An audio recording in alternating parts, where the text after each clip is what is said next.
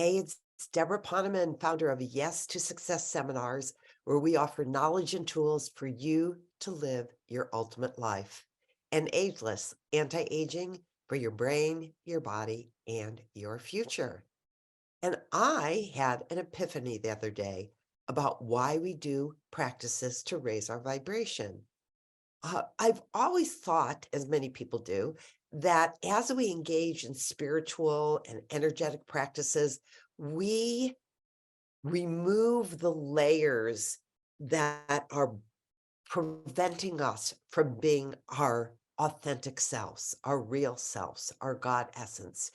Just like that actual true story about the concrete being removed from the Golden Buddha. Many of you probably know the story of the Golden Buddha. Centuries ago in ancient Thailand, there was this huge, beautiful, solid gold Buddha.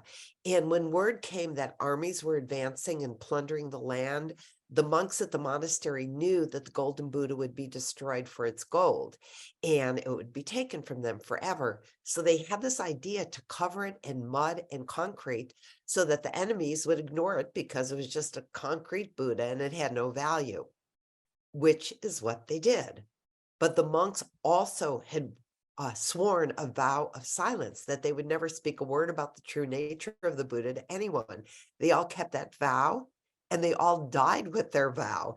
In fact, nobody knew the valuable gold was underneath the concrete. So literally hundreds of years later, in fact, it was recently, it was 1957, a monk was meditating under the concrete statue and a chunk fell off and he saw something glistening inside and he ran and told the head monk, and all the monks came with their hammers and chisels to figure out what was underneath the concrete, and they uncovered the solid gold Buddha that had been there for centuries. This is a true story, but it's also a beautiful metaphor that many spiritual teachers share to illustrate that we are born like the golden Buddha. We are born golden. We are perfect and whole, and we knew who we were, and we were in touch with our emotions and our light. And as we grew up, layer upon layer was put over us by our parents, by our clergy, by our teachers, by our shoulds and our shouldn'ts, and the lies about us not being enough of this or being too much of that. And on top of it, the media giving us unattainable images that furthered our belief that we weren't enough, and our golden essence vanished under the layers. So our job in life is to chip away until we once again are the golden Buddha that we're born to be. So this Buddha is also steeped in silence. This Buddha does not live to please others or be nice or take credit when it's not due, or to impress others or protect ourselves or be falsely humble or compare ourselves to others. And when we meditate to get to our essence, or in Sanskrit, it's called the Atman. We pray to experience the God of our understanding, but also the God within us. We chant, we walk, walk the labyrinth. I mean, I guess, yeah, walking could also be a spiritual practice and commune with nature. We do our rosary or our japa beads, or people drum to experience that stillness, that God essence that is at the core of every one of us and at the core of every blade of grass and every flower and every molecule and atom. And underneath it all is pure stillness. Still, as the golden Buddha is still, what I realize that stillness is not only God, but it is pure, unadulterated love.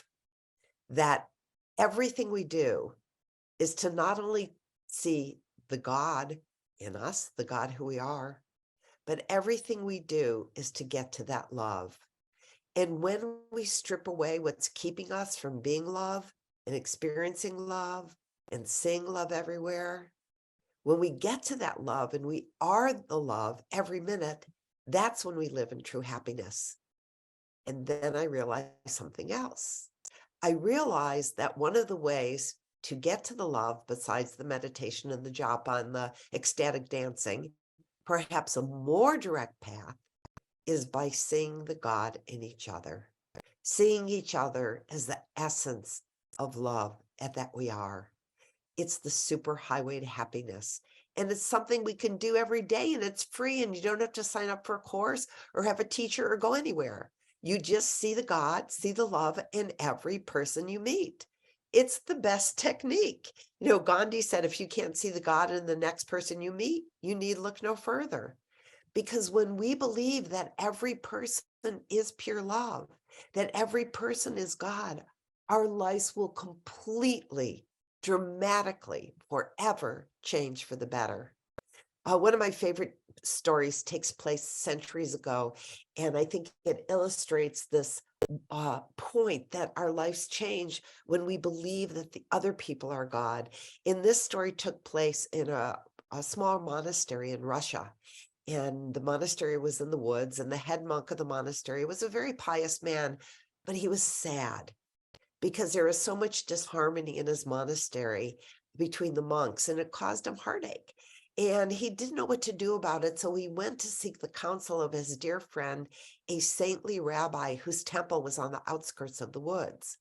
And although one was a Catholic and one was Jewish, they felt like kindred brothers in their sanctity and their life of study and their devotion to God.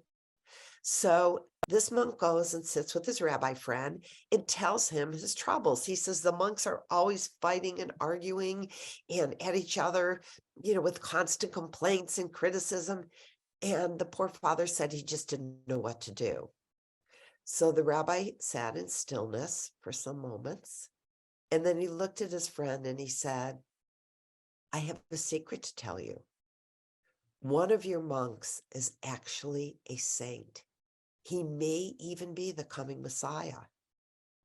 And the priest is like completely startled and he doesn't know what to do, but he gets up and he goes back to the monastery and he calls all the brothers together and he tells them what the rabbi said. And they all sit in shocked silence, ruminating over this revelation.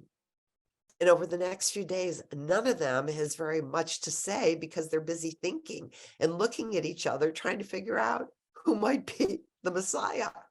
And Brother Peter thinks to himself, well, I know Brother Joseph can't be the Messiah because all he does is glower at people and snaps at everyone. And he never says a nice word. That's not saintly behavior. It can't be him.